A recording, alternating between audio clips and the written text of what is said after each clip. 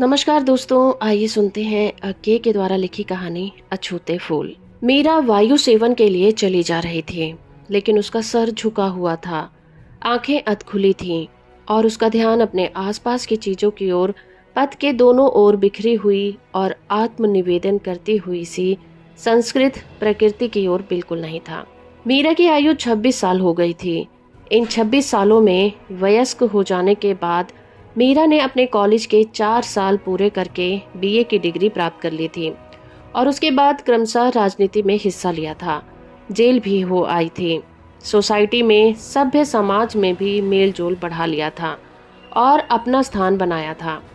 बीमा की एजेंसी भी की थी। कहा जा सकता था कि उसने अपने समाज में सफलता प्राप्त की थी। पुरुषों पर प्रभाव डालने की उसमें कुछ विशेष शक्ति थी।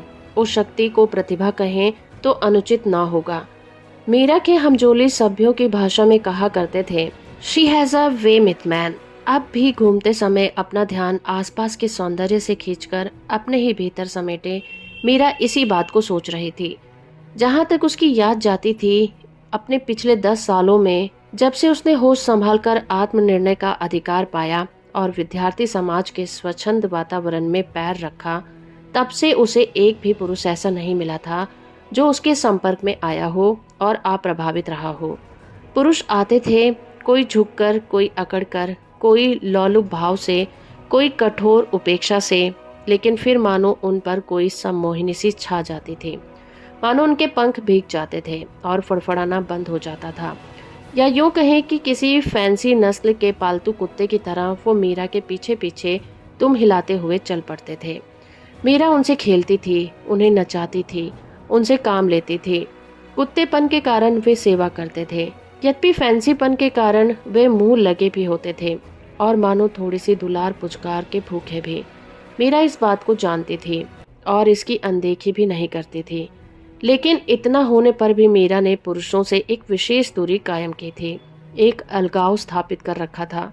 इतने पुरुषों के संपर्क में आकर उसने मिलजुल कर उसमें मिक्स करके भी वह अछूती रह गई थी।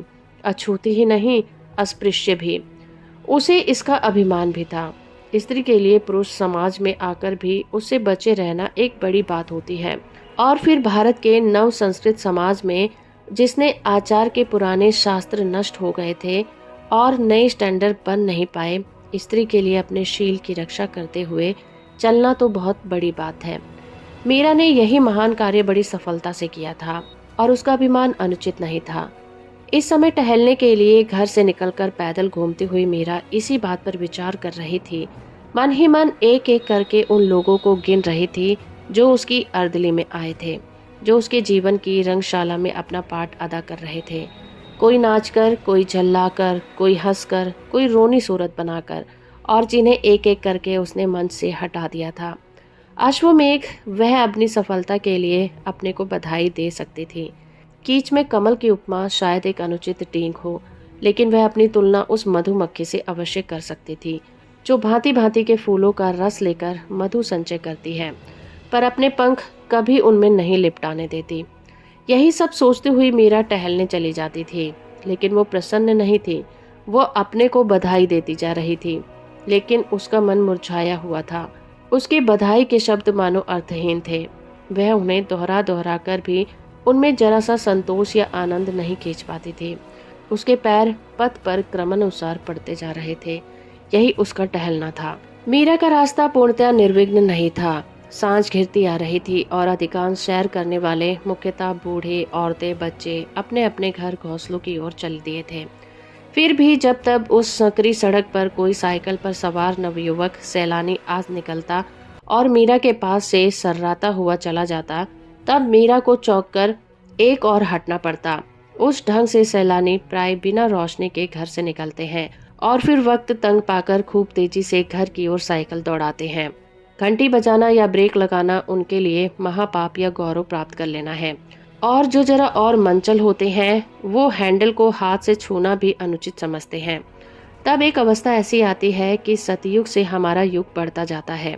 सतयुग में लोग परलोक की तलाश में फिरते थे और वह लभ्य नहीं होता था, पर परलोक ही मुख्य बाएं फिरता है और पैदल चलने वाले लोगों को अपनी जान बचाकर भागना पड़ता है। यह बात नहीं थी कि मीरा को इस ढंग से लोगों पर क्रोध आता हो।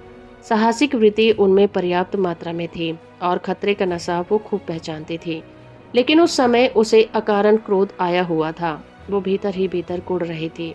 उसके मन में बार बार एक खुजली सी उठती थी कि किसी से कठोर व्यवहार करे, किसी से लड़े, बुरी तरह पेश आए, किसी को चोट पहुंचाए, किसी चीज को बिगाड़े।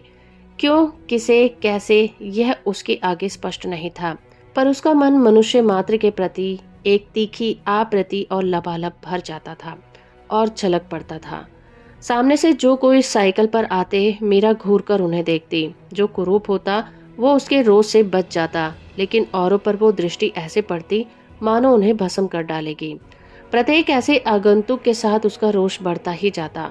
अंत में एक अवस्था ऐसी आई कि उसका इस सुलगते हुए आप्रति भाव को दबाना असंभव हो गया और मानो कार्य से परिणीत होकर फूट निकलना चाहने लगा। दूर ही से साइकिल की घंटी सुनकर मीरा कुछ चौंकी।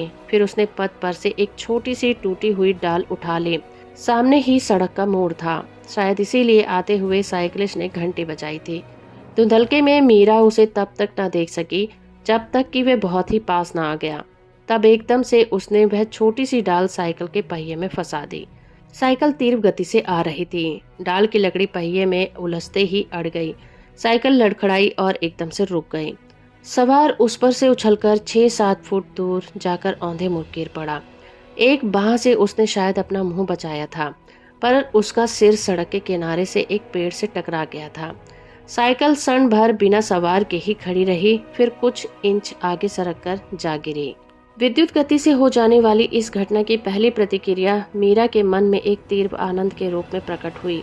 वो आनंद जो विजय के बाद प्राप्त होता है।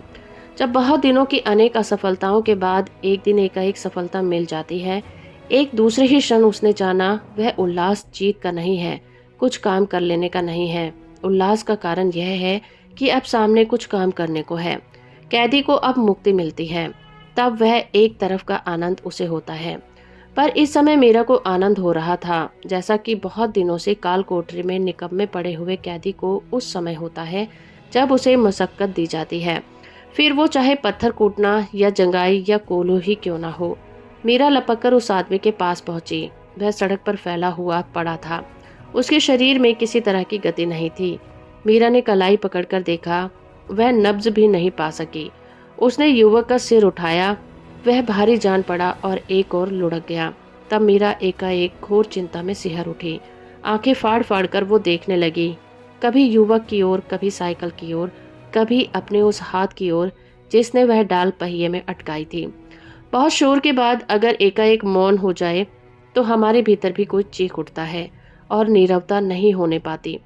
मीरा के भीतर भी कोई एकाएक पुकार उठा कि सड़क पर कोई नहीं है, आसपास कहीं कोई नहीं है, सैर का समय खत्म हो गया है। और बरसों बाद अब मीरा की नई शिक्षा उसके काम आई। उसने बिना किसी प्रकार के संकोच या झिझक के उस बिल्कुल अजनबी युवक को घुमाकर सीधा किया और ओ लॉर्ड कहते हुए बाहों में उठा लिया। बोझ बहुत काफी था, लेकिन परिताप में दानवी शक्ति होती है। लगभग 1.5 फर्लांग चलकर मीरा एक चौराहे पर आ पहुंची, जहां एक बेंच पड़ी हुई थी। मीरा ने हफ कर युवक को उस पर डाला, फिर कुछ बढ़कर एक तांगे वाले को पुकारा और उसकी मदद से युवक को तांगे में लाद कर कहा, चलो अस्पताल। Concussion of the break, concussion of the brain. अस्पताल की दुर्घटना वार्ड के समय बाहर के बरामदे में मीरा बैठी है। उसे वैसे ही बैठे हुए लगभग पौना घंटा हो गया है। बेंच पर वो बिल्कुल सीधी बैठी है। मुख पर जरा भी मलिनता नहीं है, किसी तरह की गति नहीं है। वो आंख नहीं झपकाती, लेकिन इतने काल का वह निश्चल तनाव भी प्रकट करता है कि उसके भीतर कैसी अशांति भर रही है।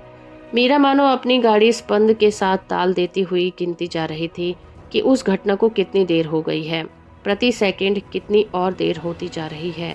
आखिर डॉक्टर ने आकर आश्वासन देते हुए कहा, अब कोई चिंता की बात नहीं है। क्या? डॉक्टर ने अपने स्वर में कुछ घनिष्ठता, कुछ वात्सल्य लाकर पूछा। आपके कोई संबंधी हैं क्या? मीरा ने जल्दी से कहा, नहीं, सड़क पर एक दुर्घटना हो गई, वहीं। डॉक्टर ने कुछ बदले हुए दैनिक व्यवहार के यद्यपि अब भी दया भरे स्वर में कहा, कोई फिक्र नहीं, बच जाएगा। मीरा बेंच पर से उठकर एकदम चल दी। डॉक्टर की विनयपूर्ण प्रशंसा को स्वीकार करने या फिर सुनने के लिए भी वो नहीं रुकी। आपकी सहृदयता। घर लौटकर मीरा सीधी ऊपर अपने कमरे में चली गई और धड़ाके से द्वार बंद करके खिड़की के पास बैठ गई। खिड़की खुली हुई थी। आधी दूर तक लगा हुआ रेशमी छीट का पर्दा हल्का हवा के झोंके के साथ मनमाता हुआ झूम रहा था, कभी भीतर की ओर, कभी बाहर की ओर। दूर घने नीले स्वच्छ आकाश के तारे टिमटिमा रहे थे। मीरा को याद आया जब उसने घोर आकांक्षा से भरकर उस बेहोश युवक के मंद पलकों को खींचकर भीतर झांका था, तब उसमें का स्वाभाविक आलोक बुझा हुआ सा था। आत्मा के वे द्वार बंद नहीं हुए थे, पर उनके आगे एक झीना पर्दा सा छाया हुआ था। उस फीके पड़े हुए चेहरे में वो जबरदस्ती खोली हुई आंखें ऐसी लगती थी, लेकिन वो नहीं चाहती उस युवक की बात सोचना। उसे क्या उस युवक से, उसे क्या उस युवक से। वह उसे अस्पताल पहुंचा आई है, वह ठीक हो गया, अब मर नहीं जाएगा। लेकिन उसका चेहरा मीरा की आंखों के आगे फिरने लगा था। नहीं, मीरा ने अपने ओठ जरा से काट लिए। वो नहीं देखेगी उसका चेहरा, वो पीड़ा से सिकुड़ा हुआ शरीर, वो नहीं देखेगी। लेकिन क्या नहीं देखेगी? वो दोहराते हुए तो फिर बार बार उसे ही देखती जा रही थी। उसने फिर ओठ काट लिए, मुट्ठियां भींच ली। एक मुट्ठी में अभी तक वह फूल दबा हुआ था जो उसने टहलते समय राह के किनारे लगी क्यारी में से तोड़ लिया था। अब तक वो उसे मुट्ठी में ही लिए हुए थी। मीरा का शरीर ढीला पड़ गया था। उसका देर का संचित तनाव मिटने लगा था। वो स्थिर अनदेखती दृष्टि से उस फूल की ओर देखने लगी। मुरझाया हुआ, कुलचा हुआ, गर्मी और पसीने और दबाव में अपनी सफेदी खोकर काला पड़ गया था। उसे अपनी डींग याद आई। पंख में पंकज तो नहीं, पर हाँ, वहाँ मधुमक्खी अवश्य, जो अपने संचित किए हुए मधु में अपने पंख नहीं लिपटाती, फंसती नहीं, मुक्त ही रहती है, अछूती, अस्पृश्य। अब उसने फिर अपने ओठ काट लिए। अब की बार कुछ भुलाने के लिए नहीं, इस बार केवल एक शब्द के उच्चारण को रोक देने के लिए, जो उसकी सारी विदेशी शिक्षा और सभ्यता और संस्कृति का निचोड़ बनकर अपने होठों तक आया था। डैम। तब एकाएक उसकी आंखों से आंसू गिरने लगे, शब्दहीन लेकिन बड़े बड़े गोल गोल आंसू। तो दोस्तों, अभी आप सुन रहे थे अज्ञे के द्वारा लिखी कहानी अछूते फूल। उम्मीद करती हूँ मेरा ये प्रयास और ये कहानी आपको अच्छी लगी होगी। इसी तरह की वीडियो और कहानियों से परिचित होने के लिए आप मेरे इस चैनल को सब्सक्राइब कर सकते हैं। वीडियो को यहाँ तक देखने के लिए धन्यवाद।